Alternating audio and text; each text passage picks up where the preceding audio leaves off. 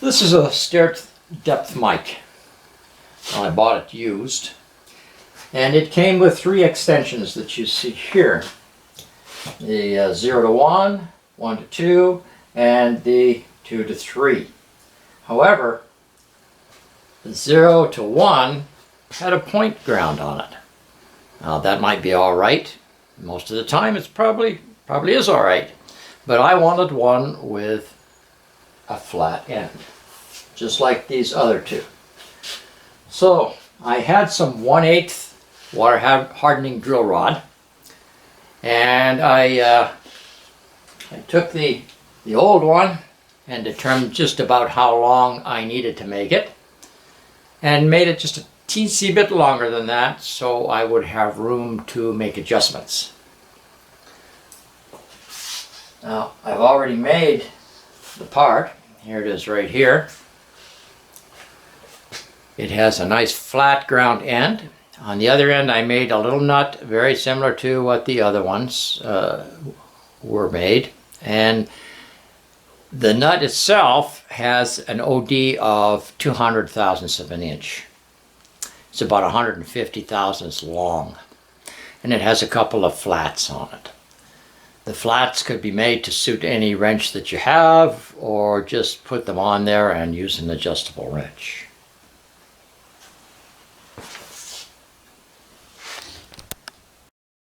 Now the first thing that I did is take my piece that I had cut off and put it in this chuck. This is a lathe that I converted to an OD grinder, and I used the grinding wheel to put a nice flat on the end. Then I turn it around, put it in the chuck, and for a very short distance on this end, I think it was around a couple of hundred thou, I reduced the diameter from 125 thousandths to 106 thousandths, which is approximately the right size for a 440 thread. Now I used a 440 thread because that is the smallest thread that I had in my toolbox. The one that's actually on the original pieces is about 40 threads per inch, but the size, the diameter is a little bit smaller, and I don't know what that size is yet, but I did find out that the 440 does work. Now you need to use the lathe to put the 440 thread on the end of the small shaft. You want to make sure that you have the thread fairly parallel to the shaft.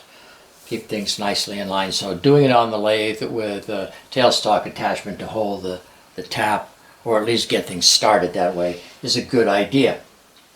Then you also need to use your lathe to make the little nut that fits on the end, and you can drill and tap that right on the lathe, and then you'll have to put the flats on, perhaps on the mill, or you could even file them on there, not critical at all. Now what you need to do though, once that's finished and you have the thread and the nut, is test to see what length you actually have. You can mount it right in the Starrett mic and see when you put it on 0 how much is sticking out the end. And it's going to stick out the end because we made it a little bit long to start with. Hopefully we did. Then since you don't have an OD grinder, you could use an attachment similar to this, a tool post grinder, and set it up in your tool post. Make sure that you dress the end of the wheel, because you're going to be using the end of the wheel, not the side. And you're going to run it back and forth across to get that nice flat. So once that nice flat is on there, now it did take a few adjustments before I got close to what I would call 0 here. And I just took a flat piece of a parallel here and brought it down on that and checked to see where I was. And I don't know if you can see that here. Let's see how close we can get that. Hard to get that in focus. Anyway, it's right on 0. And if you have a problem getting it on 0, what you need to do is adjust this nut that you've made either up or down to get where you want to go. Now if the nut is too loose on the thread, and mine was, I wrapped some pipe tape on the thread and put the nut back on, and that seemed to help a lot.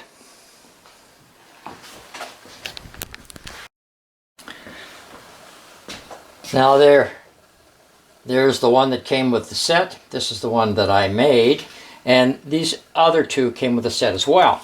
So the 0 to 1 inch range is actually 4 inches long, and then the 1 to 2 inch range is 5 inches long, and then the 2 to 3 inch range is 6 inches long. And if you decide that you would like to harden the end on this, which I did, I heat treated the end so that there's little to no wear even when you've used it a lot. And I'll put a link to another video if you want to use the water hardening technique. That video describes how to do that. And that's about it on the extension for the Starrett depth mic. If you'd like to be notified of other new modifications, please click on the subscribe button. Thanks for watching.